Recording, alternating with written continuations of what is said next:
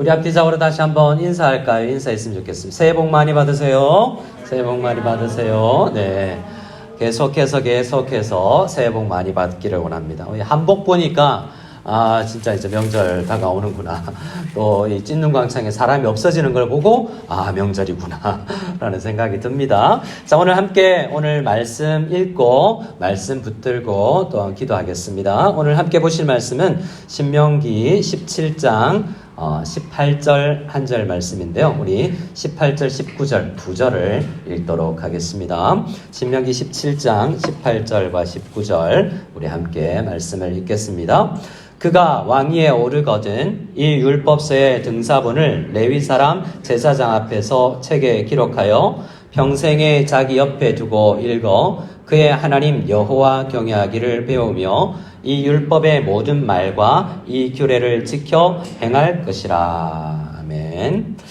자, 오늘은 말씀을 붙들고라는 제목으로 함께 말씀 잠시 강의하고 또 그 말씀 붙들고 기도하기로 합니다. PPT 다음 페이지를 보면 우리가 함께 읽었던 성경책이 신명기라고 되어 있는데요. 신명기는 히브리어 성경책 이름이 아니고 우리 한글 성경책 이름입니다. 한자를 한글로 번역해 놓은 거죠. 근데 이것은 영어 성경에서 온 건데 영어 성경은 어디에서 왔냐 하면 주로 영어 성경은 이 셉투아진트라고 들어보셨습니까? 70인경. 히브리어 성경을 헬라어로 그리스 말로 바꾸놓은 본문에서 오늘 우리가 읽었던 17장 18절에 이 율법서의 등사본, 복사본 할 때 두 번째 복사한 율법이라는 이름으로 듀트로노미, 놈이라는 건 법이잖아요. 두 번째 복사한 법이라는 뜻이에요. 그래서 이 성경을 처음 헬라어로 번역한 사람들은 신명기를 읽으면서 복제해서 외워야 될 말씀, 복사해서 배워야 될 말씀으로 이야기를 생각했다라는 거죠. 그래서 이 신명기 말씀을 우리 또 이 신자 중에서 많은 사람들이 하나님 하는 신이라는 신자를 생각할 수도 있고 어떤 사람은 새로운 율법이라고 해서 새 신자를 생각할 수도 있는데요. 옥편에 보면 20몇 개나 신자가 있습니다. 그 중에서 이 신자는 신자 하나만이 있어서 의미가 되는 게 아니라 신명이라는 게 한 단어예요. 신 따로 쓰면 다른 의미가 돼요. 신이라는 단어를 우리가 생각하는 것보다 신명이라는 단어는 이때에 당시에 중국에서는 신명이라고 번역할 때 이 중국 고대 우리 공자사상에서 나온 책 중에 하나지만 신명이라는 것은 거듭 강조한다라는 뜻의 의미를 가졌다고 합니다.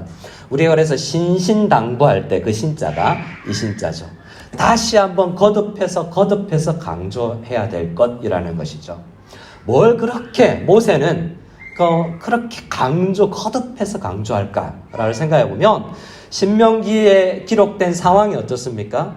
출애굽을 해서 40년 광야 다 살고 이제 본인은 그들과 함께 가나안 땅 못 들어가잖아요. 그래서 그들을 들어갈 다음 세대 앞에 정말 당부하고 꼭 기억해야 될 것을 이야기했다는 거죠. 여러 설교가 나오지만 그 중에서 오늘 이 왕을 향한 이 말씀은 나중에 모세 때 아직 왕이 없고 지금 여호수아서 이후에 한참 지나야 왕이 생기지만 왕이 생길 때가 올 텐데 그때 왕이 어떻게 살아야 되느냐라는 말씀이 오늘 이 전체적인 흐름 속에 있거든요. 근데 신명기 말씀에 보면 왕은 이렇게 살아야 되지만 그러면 일반 백성들은 어떻게 살아야 되나? 똑같다라는 거예요. 왕이나 제사장이나 일반 백성이나 똑같은 기준이다라는 겁니다. 뭘 그러면 이 말씀에서 우리가 꼭 붙들어야 되는가? 한번 말씀을 문맥을 보고 넘어가겠습니다. 14절부터 있는데요. 만약에 왕을 세워야 되겠다라는 생각이 사람들에게 생겨나거든 기준이 몇 개 있습니다. 기본적으로는 하나님 여호와께서 택하신 사람이어야 되고 두 번째는 왜 이방인들 안 되고 이스라엘 사람이어야 된다는 것과 그리고 나서는 하지 말아야 될 것. 그 왕이 그렇게 선택되고 나면 하지 말아야 될 것과 적극적으로 해야 될 게 있는데 우리가 처음 읽었던 말씀은 율법을 등사해서 복사해서 외워서 늘 묵상하는 것은 적극적으로 해야 되는 거고 그 왕이 하지 말아야 될 것이 있는데 16절에 있습니다. 우리 보라색 글자만 한번 읽어볼까요? 시작. 병마를 많이 두지 말 것이요. 자, 병마, 군사와 말을 많이 두지 말라라고 이야기합니다. 그 이유는 차차 설명하고요. 17절 말씀에 보면, 자, 보라색 글씨를 읽어보겠습니다. 17절 시작. 아내를 많이 두어 그의 마음이 미혹되게 하지 말 것이며. 또 세 번째, 자기를 시작. 자기를 위하여 은금을 많이 쌓지 말 것이다. 예. 이 세 가지 하지 말아야 될 것, 거부해야 될 것이 있고요. 적극적으로는요, 우리가 읽었던 이 율법서, 모세오경 전체를 이야기하기도 하고 신명기 말씀을 이야기하기도 하는데 요약해 놓은 거기 때문에 신명기 말씀은 십계명 해설서이기도 한데요. 그래서 십계명의 율법 말씀을 꼭 암송하고 마음 깊이 묵상하여서 실천하는 사람이 되어야 된다라는 것입니다. 그래서 18절 말씀에 적극적으로 해야 될 것을 보면 우리 이 율법서부터 19절까지 다시 한번 읽어볼까요? 시작. 이 율법서의 등사본을 레위 사람 제사장 앞에서 책에 기록하여 평생에 자기 옆에 두고 읽어 그의 하나님 여호와 경외하기를 배우며 이 율법의 모든 말과 이 규례를 지켜 행할 것이라. 이스라엘 왕은 적극적으로 말씀의 사람이 되어야 된다는 거죠. 말씀 붙들고 매일 평생 살아야 된다는 거죠. 올 한 해 시작하면서 여러 번 강조하는 것이 있습니다. 저희 가정부터도 실천하고 있는 매일매일 하루도 빠짐없이 성경을 읽고 늘 옆에 두는 것. 이것이 연습되어야 되는 거죠. 평생 습관화가 되도록. 그거 하는 목표가 뭐냐? 이렇게 해야 될 목표, 하지 말고 해야 되는 목표가 있어요. 왜 그런가? 20절인데요. 이 교만하지 말아야 되기 때문에 그렇습니다. 이렇게 해야만 어떻게 되지 않느냐? 교만하게 되지 않는 거예요. 우리가 하나님 앞에서 교만한 사람이 되지 말아야 되는데 이렇게 안 하면 우리는 항상 교만하기 쉽다는 것입니다.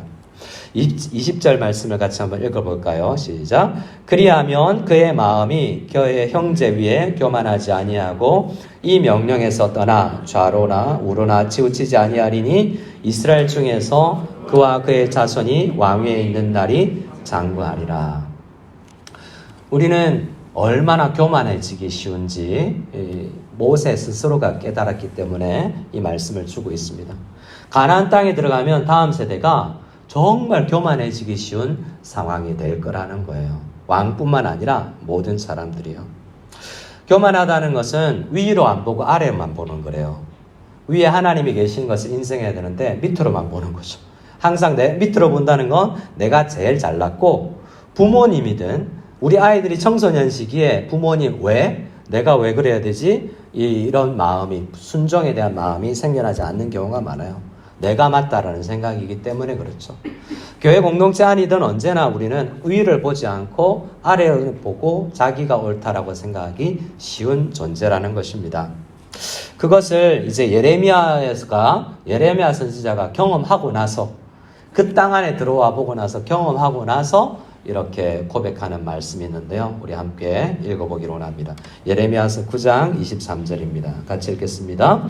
여호와께서 이와 같이 말씀하시되 지혜로운 자는 그 지혜를 자랑하지 말라. 용사는 그의 용맹을 자랑하지 말라. 부자는 그의 부함을 자랑하지 말라. 네.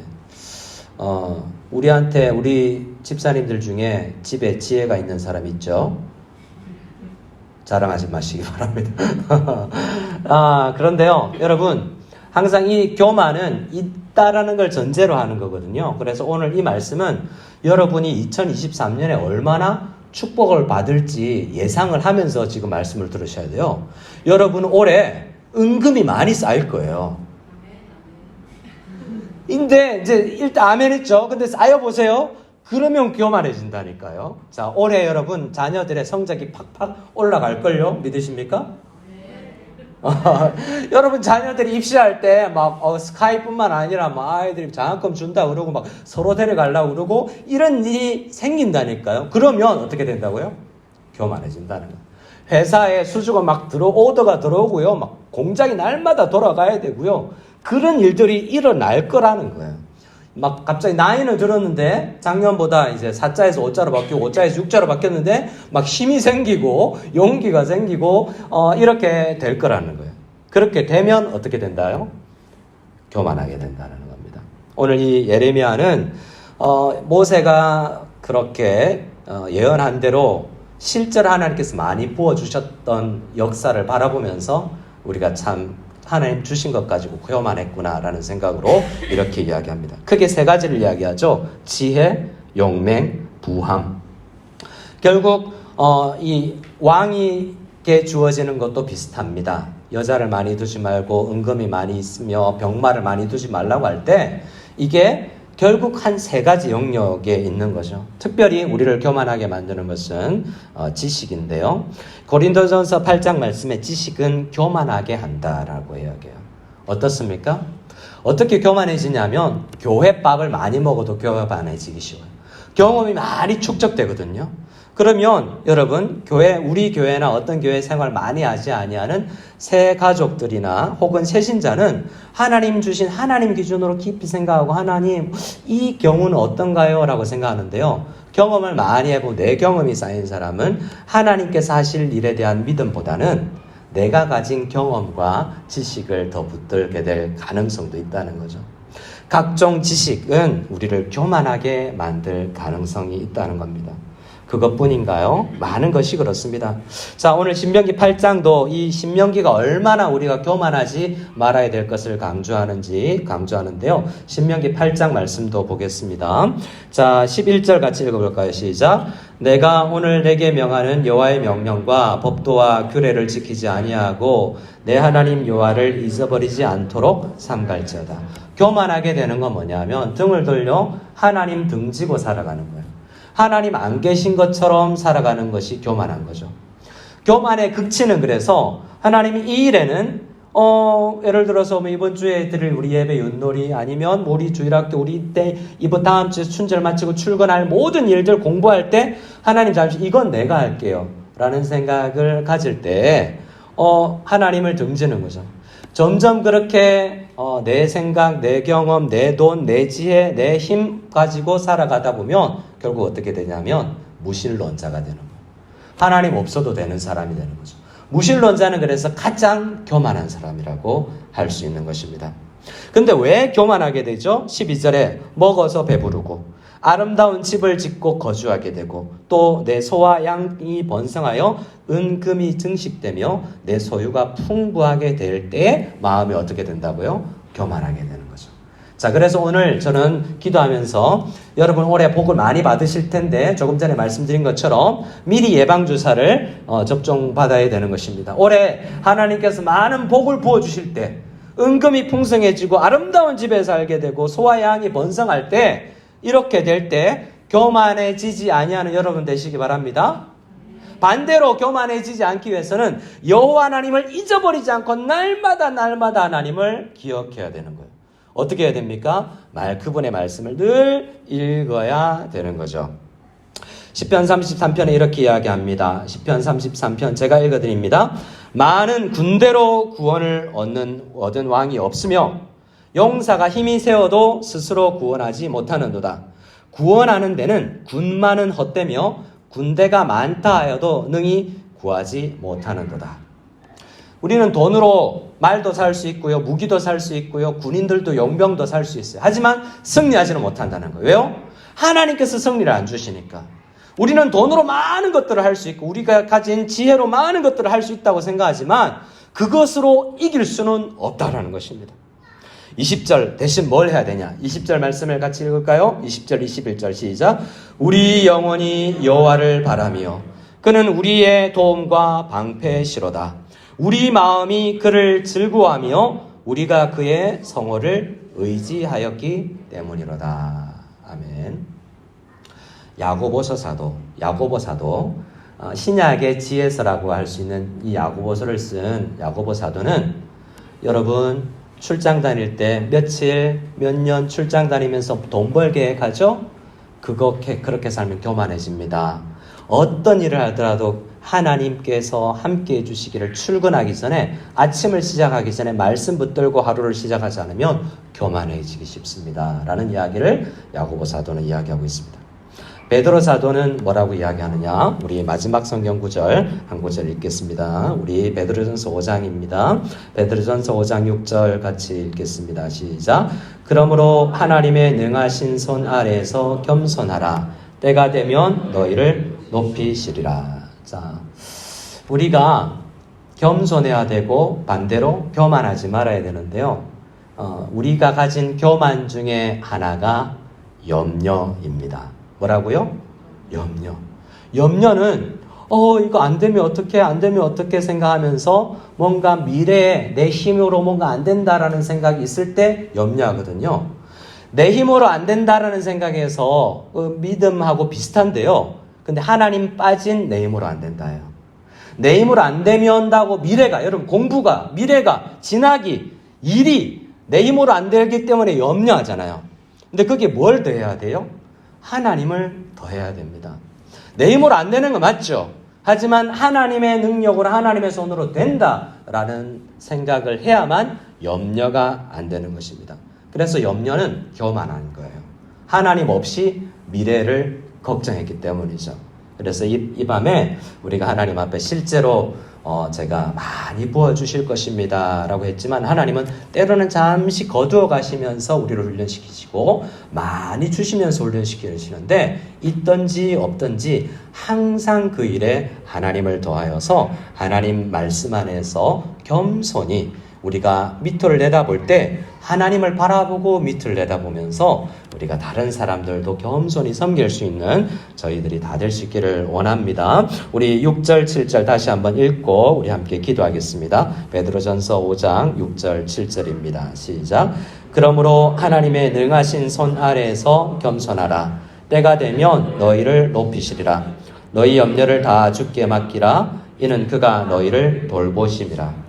항상 손 아래에 있는 사람입니다. 밑을 내다볼 때, 자녀를 바라볼 때, 경험이 없는 사람들을 바라볼 때, 손 위 하나님을 바라보고 밑을 내다보는 항상 하나님 중심으로 우리의 일과 우리의 업무와 우리의 모든 신앙생활을 해나가는 여러분 되기 위해서 왕에게 주신 말씀, 평생 율법의 등사본을 옆에 돌고 하나님 말씀 붙들고 하루를 시작할 수 있는 우리 모두가 될 수 있기를 소원합니다. 우리 함께 찬양하며 나아가고 기도하기를 원합니다. 찬양하실 때